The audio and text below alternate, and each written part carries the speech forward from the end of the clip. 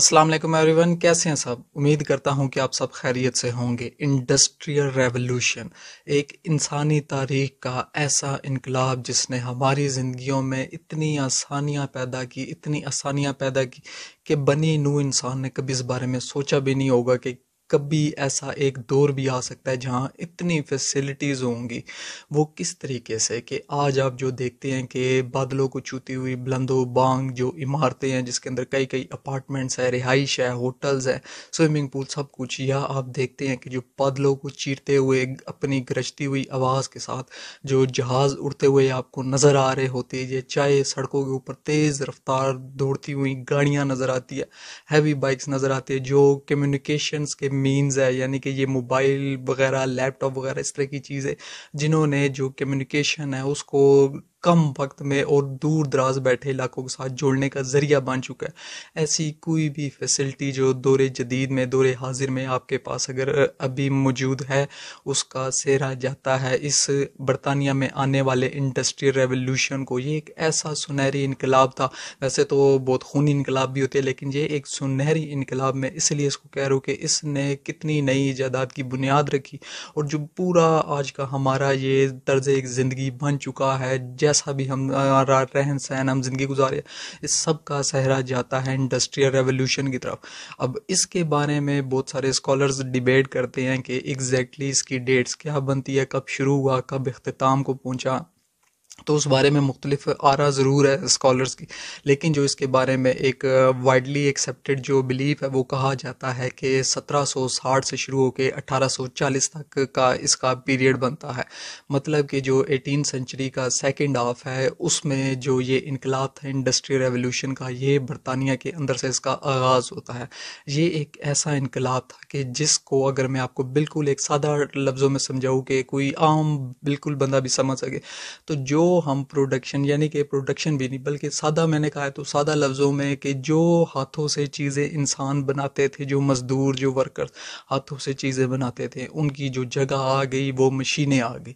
सादा लफ्ज़ों में ये बनता है। तो अब थोड़ा बहुत टेक्निकल यानी कि ऑफिशियल टर्म में बोलूँ तो वो ये बनता है कि जो आपकी जो हैंड प्रोडक्शन के मीन्स थे उनको मशीनरी के जो प्रोडक्शन प्रोसेसेस है उन्होंने रिप्लेस कर दिया। तो ये एक ऐसा इनकलाब कि जहाँ पर इंसानों को, वर्कर्स को रिप्लेस करके मशीनों ने जगह ले ली, और जो प्रोडक्शन है वो बहुत ज़्यादा बढ़ गई थी कि प्रोडक्शन कम वक्त में ज़्यादा से ज़्यादा शुरू हो गई होना, और जो मैन पावर थी उसकी कम से कम ज़रूरत पड़ना शुरू हो गई। इस इनकलाब की वजह से जहाँ बहुत सारे लोगों ने इसको वेलकम मेरिकल के तौर पे देखा, वहीं पर बहुत से लोगों के लिए परेशानी का बायस भी बना, जिसकी वजह मैंने अभी आपको बता दी कि जब वर्कर्स रिप्लेस हो रहे हैं, हाथ कम पड़े, तो मजदूर कहाँ जाए, वो कहाँ से खाएगा, वो कहाँ से कमाएगा, तो उनके लिए परेशानी का बायस भी ये बना।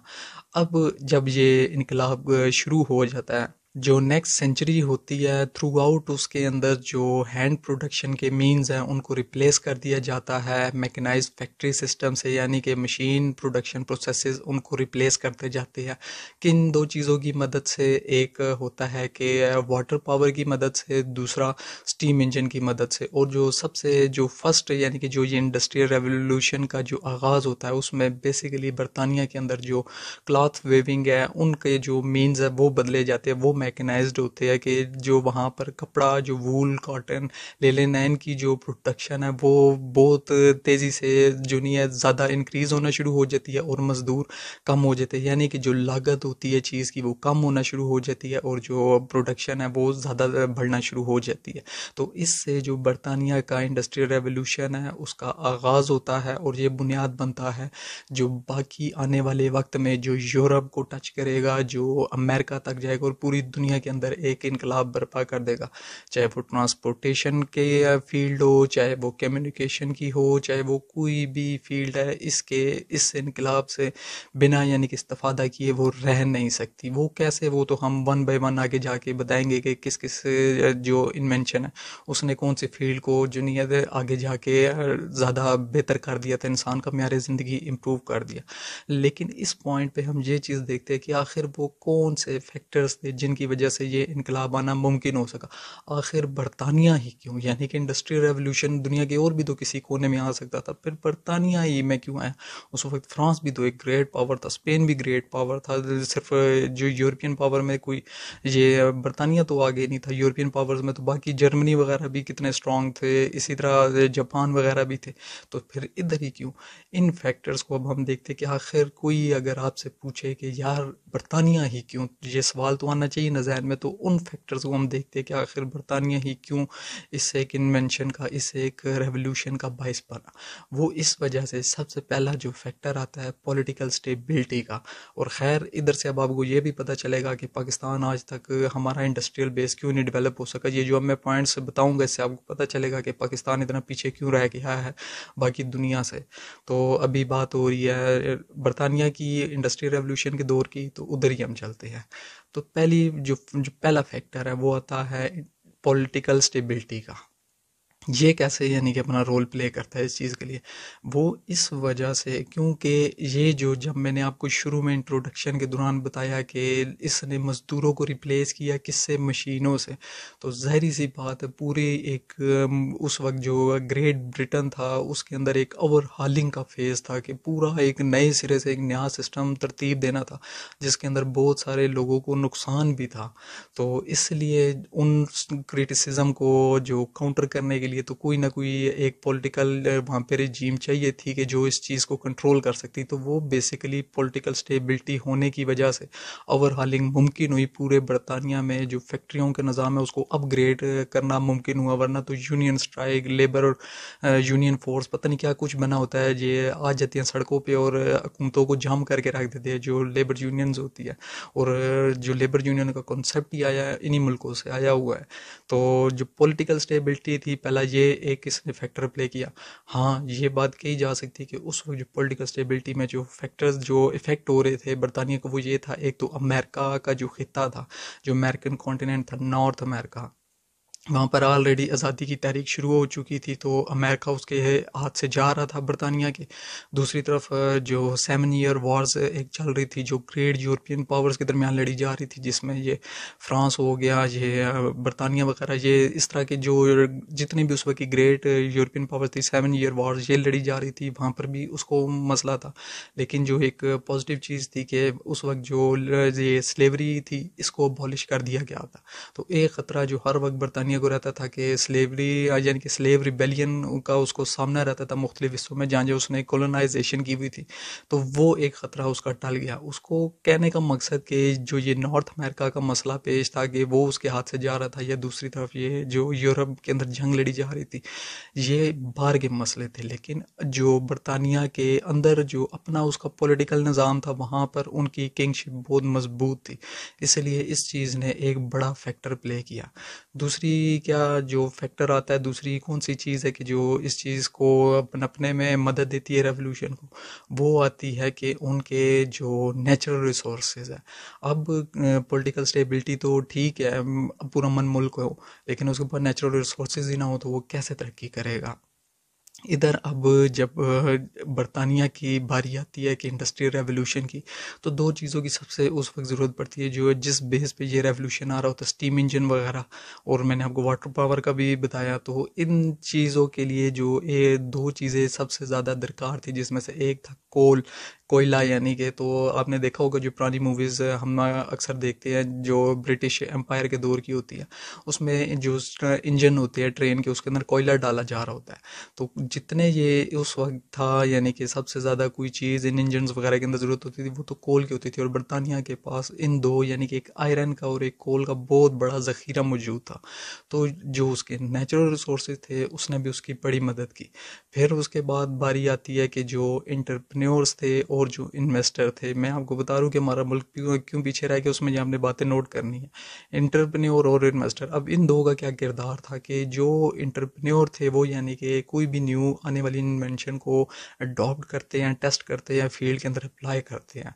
और इन्वेस्टर कौन होते हैं? जो उस आइडिया के ऊपर पैसा लगाते हैं कि उनको आइडिया दिए जाते हैं, इंटरप्रेन्योर लेके जाते हैं जी ये हमारे पास आइडिया, जिस तरह स्टार्टअप्स है आजकल, तो वो कहते हैं कि हम पैसा लगाने को तैयार है, हम रिस्क लेने को तैयार है। तो बरतानिया के अंदर एक बड़ी तादाद थी उस वक्त एंटरप्रेन्योर्स की और इन्वेस्टर्स की। तो एंटरप्रेन्योर जब तक फैक्ट्री क्या वो जो मशीनरी आई है उसको इस्तेमाल करने का रिस्क नहीं लेंगे, और इन्वेस्टर उनको पैसा नहीं देगा कि ठीक है तुम कमा के हमें दो, अगर तुम्हारा सक्सेस हो जाता है जो अपना तुम्हारा स्टार्टअप है, बिजनेस है, तो तब तक तो रेवोल्यूशन कोई आ ही नहीं सकता। तो ये एक बड़ी तादाद एंटरप्रेन्योर्स और इन्वेस्टर की मौजूद थी जिन्होंने उस आने वाले इनकलाब की मशीनरी को अप्लाई किया, यूज़ किया, जिसकी वजह से जो नई से नई इन्वेंशन लोग और से और करते गए, क्योंकि उनकी जो इन्वेंशन हो रही थी वो लोग बाय भी कर रहे थे, इन्वेस्ट भी कर रहे थे। दूसरी के बाद तीसरी चीज़ क्या आती है, वो थी स्टेडी इकोनॉमी। जो बरतानिया था उसकी जो इकोनॉमी थी वो भी उस वक्त बहुत स्टेबल थी। उस वक्त जो 18वीं सदी का जो एरा था उसके अंदर जो बाकी ग्रेट पावर्स थी यूरोपियन, ये फ्रांस, स्पेन वगैरह, ये अपनी टेरिटरीज़ को, अपनी बाउंड्रीज़ को एक्सपेंड करने की कोशिश में लगे हुए थे कि ज़्यादा से ज़्यादा ज़मीनी हिस्सा अपने अंदर अंडर कर लिया जाए। लेकिन उसी वक्त जो बरतानिया था उसके पास ऑलरेडी बहुत बड़ा हिस्सा कॉलोनाइज कर चुका था, यानी कि कॉलोनाइजेशन बहुत बड़े दुनिया पे पहले ही हिस्सों पे कर चुका था। कहते हैं कि इतनी बड़ी सल्तनत होती थी कि सूरज कभी गरूब नहीं होता था, अगर एक हिस्से में सूरज गरूब हो रहा होता था दूसरे में सूरज का तुलू हो रहा होता था। तो इस तरीके से जो कहते हैं कि बरतानिया इतनी बड़ी थी कि एक जगह सूरज डूब रहा है दूसरी जगह सूरज आ निकल रहा होता था, इतनी बड़ी सल्तनत थी। तो इसका फ़ायदा बरतानिया को क्या था कि जिस वक्त जो बाकी यूरोपियन पावर्स लगी हुई थी अपनी बाउंड्रीज़ को एक्सपेंड करने में, बरतानिया उस वक्त लगा हुआ था अपनी इकोनॉमिक ट्रेड को एक्सपेंड करने में।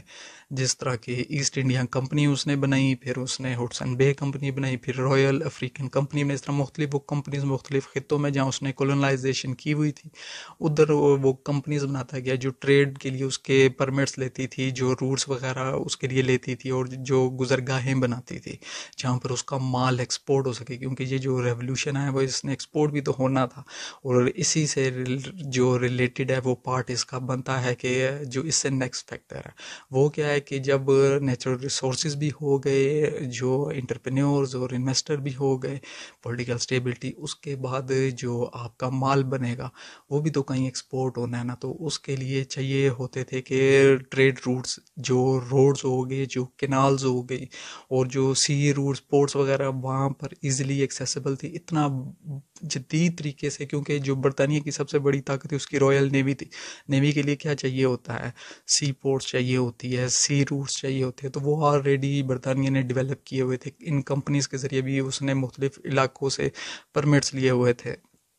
इसका फ़ायदा क्या हुआ कि जो वहाँ पे मैन्युफैक्चरर्स थे, जो एक्सपोर्टर्स थे, उन दोनों के लिए एक इजीली और फेयर प्राइसेस पे जो ये ट्रेड रूट्स है ये अवेलेबल थे, जिसकी वजह से जो मैन्युफैक्चरर्स थे और जो बायर्स और एक्सपोर्टर्स थे दूसरे मुल्कों में जो बेचते थे, उनको अपनी प्रोडक्ट्स को एक तो जल्दी और फेयर प्राइसेस पे दूसरे मुल्कों में बेचने का आसानी से उनके पास ये फैसिलिटी अवेलेबल थी, जिसकी वजह से जो प्रोडक्शन अपने घर में यानी कि बरतानिया में इंक्रीज़ हुई जाती, क्योंकि जिस तरह सब कॉन्टिनेंट वगैरह ईस्ट इंडिया कंपनी वगैरह के ज़रिए से बाकी अफ्रीका वगैरह से तो वो रॉ मटेरियल का अपने मुल्क ले आते थे, और वहीं पे अपनी जो उनकी फैक्ट्रीज थी जो मैकेनाइज्ड फैक्ट्री में कन्वर्ट होती जा रही थी, वहाँ से वो मैन्युफैक्चर गुड करके वापस इन्हीं मुल्कों में ला के बेचते थे।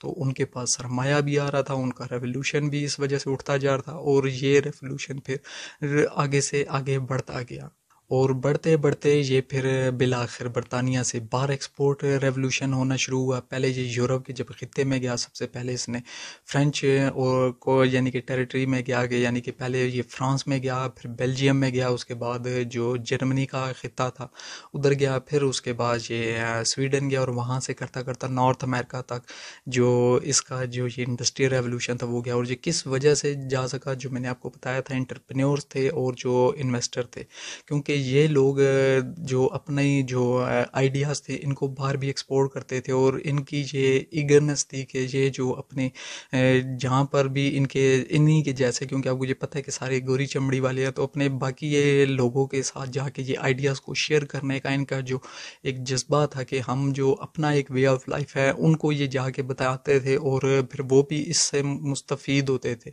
कि जब ये इसी तरह अमेरिका में पहुँचा तो अमेरिका ने भी जो बरतानिया बरतानिया का है, उसके ये इंडस्ट्रियल रेवोल्यूशन को ना सिर्फ अडॉप्ट किया बल्कि उसने अपनी भी एक इजाद की जो इसी इंडस्ट्रियल रेवोल्यूशन के अंदर अपना इनपुट देता है। कॉटन जिन की इन्वेंशन की सूरत में ये एक अमेरिकन इन्वेंटर है, वो इसकी डिस्कवरी करता है। कॉटन जिन मतलब कि जो कॉटन फाइबर है उसको सीड से अलग करने का, ये भी एक समझे टेक्सटाइल इंडस्ट्री के लिए ये मुफीद होता है। और मैंने शुरू में आपको बताया था कि टेक्सटाइल इंडस्ट्री से ये इनकलाब आना शुरू हुआ था सबसे पहले कि स्टीम इंजन और जो पावर वाटर पावर की मदद से जो सबसे पहला इनकलाब वहाँ पे शुरू हुआ था बुनियाद डलना, वो क्लॉथ वेविंग की सनत से शुरू हुआ था। वहाँ पर जो वर्कर्स थे उनको रिप्लेस किया था मशीनी से। तो अमेरिका जब ये पहुंचा, अमेरिका ने अपना भी कॉटन जिन की एक इन्वेंशन की जो इस पूरे फर्दर प्रोसेस को और ज़्यादा रेवोल्यूशनराइज करने के लिए मददगार साबित हुआ। तो अब वापस अगर हम बरतानिया की तरफ आए, तो बरतानिया के अंदर पहले से ही वो उसकी इजारादारी थी एक तरीके की, और बहुत बड़े लेवल पर वो प्रोडक्शन वहाँ पर करता था और एक्सपोर्ट करता था तीन चीज़ों की, कॉटन की, वूल की और लेलिन की। और इस बात का ख्याल ही जब लोगों के अंदर ये फैला, एक अवेयरनेस फैली कि एक इंडस्ट्री रेवोल्यूशन आ रहा है जिसकी वजह से जो प्रोडक्शन है वो ज़्यादा हो जाएगी, जो कॉस्ट है वो कम हो जाएगी क्योंकि लेबर कम हो जाएगी। तो लोगों ने जितनी भी टेक्सटाइल के अंदर इन्वेंशंस इस इंडस्ट्री रेवोल्यूशन के दौरान होना शुरू हुई, उसको जितना जल्दी हो सके उन्होंने अडॉप्ट करना शुरू किया। और इसी वजह से ये रेवोल्यूशन फिर कामयाब होने की वजह भी बना और बाकी दुनिया के खित्तों में एक्सपोर्ट भी हुआ। अब कौन कौन सी इन्वेंशंस हुई थी जो टेक्सटाइल इंडस्ट्री में उस वक्त जब ये इंडस्ट्री रेवोल्यूशन आया, तो जो सबसे पहली इन्वेंशन होती है 1733 में, वो होती है फ्लाइंग शटल की। उसके बाद जाके आती है 1770 में जो इन्वेंशन होती है वो होती है स्पिनिंग जेनी की। उससे पहले ही कुछ अरसा कबल एक और इन्वेंशन हो चुकी होती है, वो वाटर फ्रेम की होती है। और फिर जाके जो बारी आती है कि 1785 में इन्वेंशन हो जाती है कि पावर लूम की। जो आपने सुना भी होगा, ये लूम्स वगैरह की तो टर्म आपने सुनी होगी टेक्सटाइल इंडस्ट्री, क्योंकि पाकिस्तान का एक बहुत बड़ा एक्सपोर्टिंग सेक्टर है। तो ये आपने लूम की एक टर्म सुनी होगी लाजमी। तो एक पावर लूम की इन्वेंशन भी 1985 तक हो गई थी। अब इन सारी इन्वेंशंस की, जिनको मैंने आपको बताया, फ्लाइंग शटल होगी, पावर लूम होगी, वाटर फ्रेम हो गया, ये सारी जो इन्वेंशन थी इन्होंने टेक्सटाइल इंडस्ट्री में एकदम से सलाहियत इख्तियार की। और जो उनका टेक्सटाइल सेक्टर था वो एकदम से बूम हुआ क्योंकि प्रोडक्शन बहुत तेज़ी से बढ़ गई, लेबर कम उनको ज़रूरत होना शुरू होगी, जो उनकी कॉस्ट ऑफ प्रोडक्शन है वो कम हुई, तो उनका प्रॉफिट ज़्यादा से ज़्यादा होना शुरू हो गया। जिसकी वजह से जो इन्वेंटर्स थे, जो इन्वेंटर यानी कि इजादात कर रहे थे, उनको मज़ीद ये इंकरेजमेंट मिली कि वो और इस फील्ड में नत नई इजादात करें। जिसकी वजह से ना सिर्फ टेक्सटाइल के शुबे में जो इजादात हुई उन्होंने एक इस रेवोल्यूशन को कामयाब बनाने का वजह बना, बल्कि मुख्तलिफ किस्म की इजादात होना शुरू की जिन्होंने अपनी अपनी फील्ड्स में इस रेवोल्यूशन को आगे फलने फूलने में मदद भी की। फॉर एग्जांपल और कौन सी फील्ड में कौन सी इजादात हुई तो वो भी हम देखते हैं। तो जो इसके अलावा टेक्सटाइल सेक्टर के जो इजाद होती है वो एक होती है स्टीम इंजन की। अब आपके जहन में फ़ौरन जो स्टीम इंजन का लफ्ज़ सुन के एक बात आई होगी, आप कहेंगे यार शुरू में तो ये कह रहा था कि जो ये रेवोल्यूशन है ये तो आया ही स्टीम इंजन की मदद से और पावर जो वाटर पावर की मदद से। मैंने क्योंकि शुरू में कहा था कि जो ये टेक्सटाइल इंडस्ट्री के अंदर रेवोल्यूशन आया तो ये क्या, ये तो बाद में इन्वेंशन हुई। तो जो स्टीम इंजन है उसकी इजाद 18वीं सदी के शुरू में ही हो चुकी थी। जो ये इंडस्ट्री रेवोल्यूशन है ये तो मैंने आपको कहा सेकेंड हाफ यानी कि 1760 में शुरू हुआ, लेकिन जो इसकी इजाद स्टीम इंजन की ये 18वीं सदी के शुरू में ही हो चुकी थी, इसमें कोई शक नहीं। लेकिन उस वक्त ये इतना जो बहुत बड़े पैमाने पर हर कोई इसका यूज़ अफोर्ड नहीं कर पाता था क्योंकि इसका जो फ्यूल का मसला था वो ये बहुत ज़्यादा खाता था।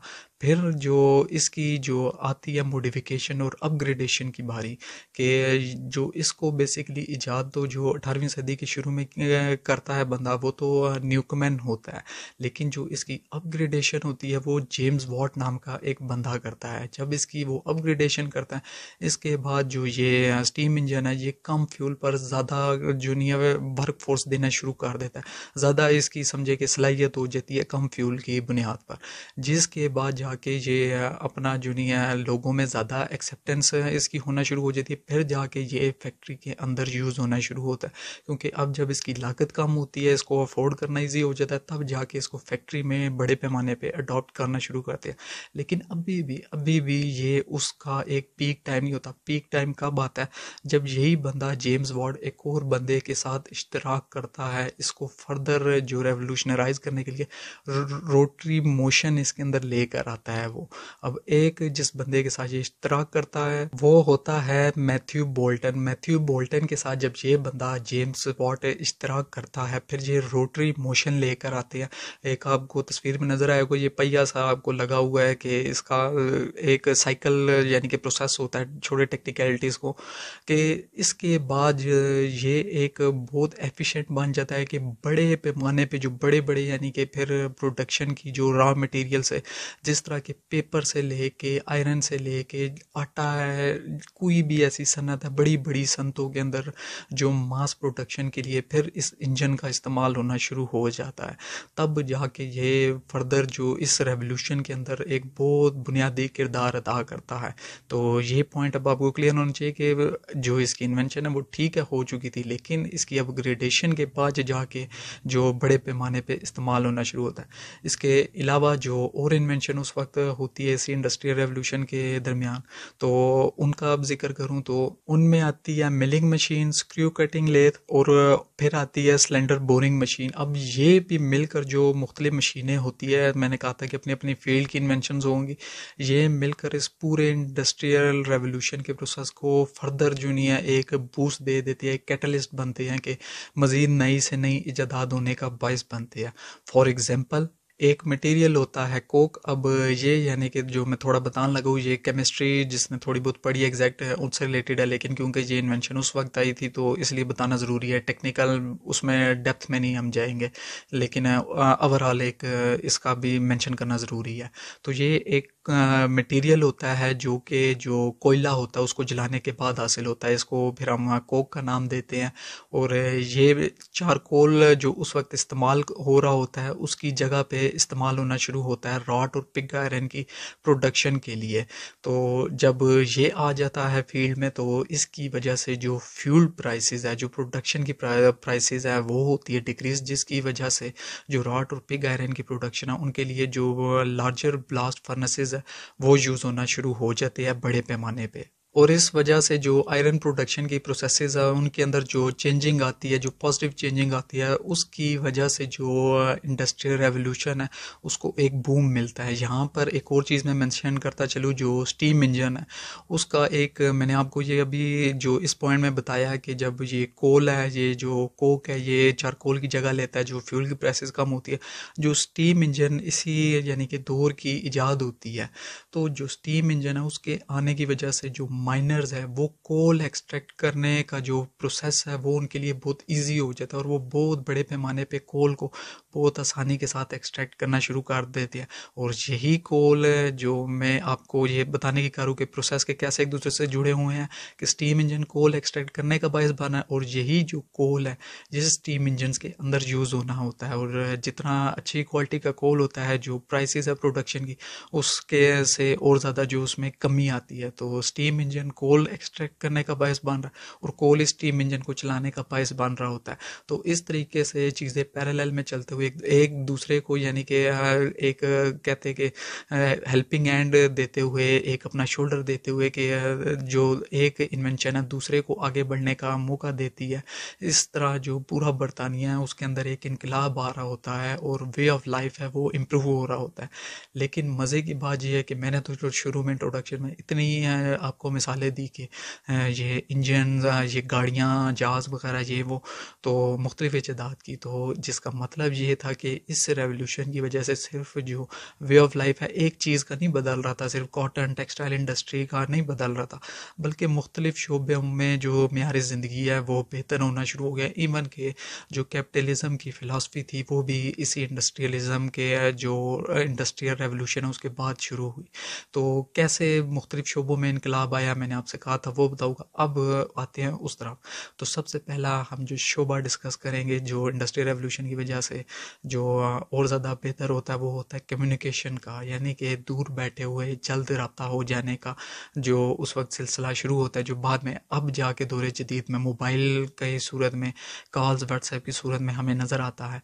तो जो इसका पहली बुनियाद रखी जाती है वो टेलीग्राफी सिस्टम के तौर पे रखी जाती है। टेलीग्राफी जो कम्युनिकेटर होता है उसका पेटेंट लाइसेंस हासिल करते हैं दो लोग। कौन से दो लोग और कब करते हैं? तो वो होते हैं Charles Wheatstone and William cook. ये दो बंदे जो नहीं है, एक पहले कमर्शियल टेलीग्राफी कम्युनिकेशन सिस्टम का पेटेंट लाइसेंस हासिल कर लेते हैं, इसको पेटेंट करा लेते हैं कि यानी कि कोई और नहीं कर सकता, ये इनकी मलकियत है। जिस तरह आप समझे आज के दौर में कॉपीराइट होता है, आज भी खैर जी पेटेंट लाइसेंस होते हैं। आम बंदे को समझाने के लिए बता रूँ कि कॉपीराइट समझे कि ये क्लेम है उनका।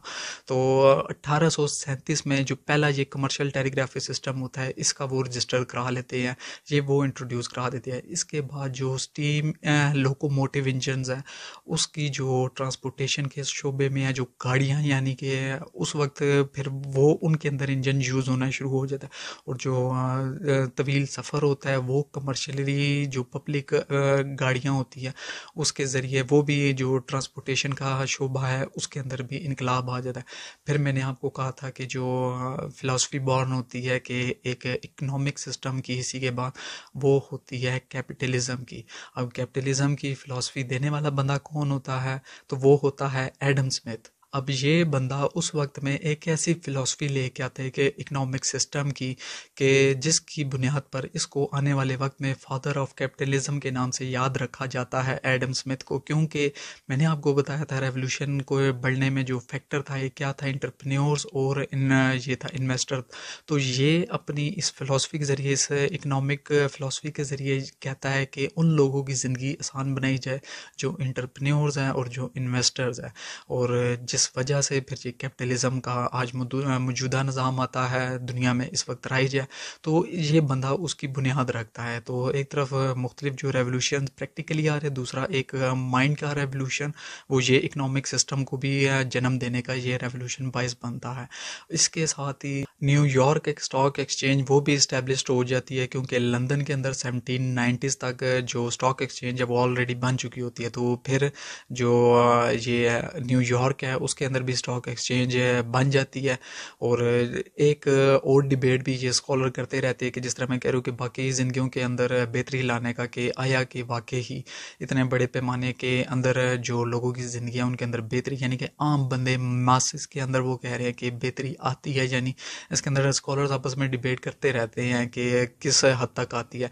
लेकिन जो एक जनरल कंसेंसस है उसके अंदर ये तो वो कहते हैं कि इसी रेवोल्यूशन के नतीजे में एक तो जो वेजेस थी उसका जो तयन था वो एक करने का प्रोसेस डिसाइड हुआ था कि वर्कर्स की वेजेस का क्या तयन करने का एक अमल होना चाहिए। दूसरा जो ये था रेगुलेटरी सिस्टम को किया गया, जो पब्लिक हेल्थ और सैनिटेशन के सेक्टर्स थे इनको रेगुलेट करने का भी अमल पहली बार इसी के बाद शुरू हुआ। क्योंकि जब ये रेवोल्यूशन आता फिर मेडिकल की फील्ड में भी इजादात होना शुरू हो जाती है, और जो बर्थ रेट्स वगैरह होते हैं और जो डेथ रेट्स वगैरह इनमें भी काफ़ी इफ़ेक्ट होता है। जो आबादी है वो बढ़ना शुरू होती है, तो जो लोगों के यहाँ हेल्थ फैसिलिटीज़ है उनके अंदर भी इम्प्रूवमेंट लाने के लिए इस सिस्टम को भी रेगुलेट किया जाता है। अब ये सारी पॉजिटिव चेंजिंग देते हुए ये जो फिर रेवोल्यूशन है ये बाकी कॉन्टिनेंट के अंदर एक्सपोर्ट्स करना शुरू करते हैं जो इंटरप्रेन्योर्स और इन्वेस्टर्स है बरतानिया के, और यूरोप और अमेरिका उसको जितना जल्द हो सके अडॉप्ट करते हैं। क्योंकि इसके जो पॉजिटिव इम्पैक्ट्स में सबसे पहला तो उनको नज़र आता है वो ये कि प्रोडक्शन की कॉस्ट है वो कम हो गई है और प्रोडक्शन ज़्यादा हो गई है। तो और इसके साथ साथ जो ट्रांसपोर्टेशन वगैरह है वहाँ पे आपको तो पता ही है कि मैंने जो जैसे कि बोला भी कि फ्रांस में आता है, बेल्जियम में आता है, फिर जर्मनी वगैरह। तो जर्मनी है वहाँ की जो कार्स होती है जो उनकी दुनिया भर में मशहूर होती है, और आज दिन तक जो जर्मनी है वो उसकी जो इस तरीके की चीज़ें प्रोडक्ट्स है उसको सबसे पायदार समझा जाता है। तो पूरे यूरोप के अंदर एक इनकलाब बर्पा कर देता है ये इंडस्ट्रियल रेवोल्यूशन, और अमेरिका तक भी जाता है। और अमेरिका फिर वो अपनी भी इनपुट देता है कॉटन जिन की सूरत में। तो इस तरह ये इनकलाब पूरी दुनिया में एक पॉजिटिव अपना जो इम्पैक्ट है वो लेकर आता है। अब जो आखिर में जो कंक्लूजन के तौर पे एक चीज़ है देखना, उसको कंक्लूड करना ज़रूरी है कि आखिर क्या वजह है कि ये जो एक प्रोडक्शन का प्रोसेस था, फैक्ट्री प्रोडक्शन, मैकेनाइज्ड प्रोडक्शन के प्रोसेस था, ये इतना कामयाब आखिर हुआ क्यों? क्योंकि होता हो तो ये भी सकता था कि सरप्लस हो जाता, प्रोडक्शन गुड्स वगैरह नाकाम होता, क्योंकि जब तक आगे ख़रीदने वाला कोई है नहीं तो जो वो क्यों कोई बनाएगा चीज़ें। चीज़ें तो तब भी बनती है जब मार्केट में डिमांड होती है, और डिमांड ही तो ऐसा फैक्टर होता है कि जो किसी भी इंडस्ट्री को फलने फूलने में मदद देता है। तो उसकी वजह ये है कि जो बरतानिया है, एक तो उसके अंदर डोमेस्टिक बहुत ज़्यादा जो कंज्यूमर गुड्स थी उसकी डिमांड थी, और दूसरा इंटरनेशनल लेवल पर भी बहुत ज़्यादा थी, क्योंकि जहाँ जहाँ इन्होंने कॉलोनाइज किया हुआ था वहाँ पे जो जिस तरह हम लोग भी आते हैं बरे सग़ीर का खिता वगैरह, वो जो इस तरह की डेवलपमेंट वगैरह थी, फर्निश्ड जो प्रोडक्ट्स होती थी, गुड्स होती थी, जो वो हाई एंड जो हाई क्वालिटी एंड जिनको प्रोडक्ट्स कहा जाता है, उसमें हम लोग बहुत पीछे थे। हमारे पास रॉ मटेरियल्स का ढेर था, चाहे वो अफ्रीका हो, चाहे वो ये एशिया हो, इस तरह का जो भी कॉन्टिनेंट्स वगैरह जहाँ पे भी इन्होंने कॉलोनाइजेशन जो यूरोपियन पावर्स ने की हुई थी, फ्रेंच, बरतानिया वगैरह जितने भी यानी कि ये कॉलोनाइज़र थे उस वक्त, स्पेन, पुर्तगाल वगैरह, इन्होंने जहाँ जहाँ पे की हुई थी वो सारे जो सिविलाइजेशंस थी वो इनसे बहुत पीछे थे टेक्नोलॉजी के मैदान में। वो अपना कुछ भी जो अपने रॉ मटेरियल्स को यूज़ करके हाई क्वालिटी एंड प्रोडक्ट नहीं बना पाते थे।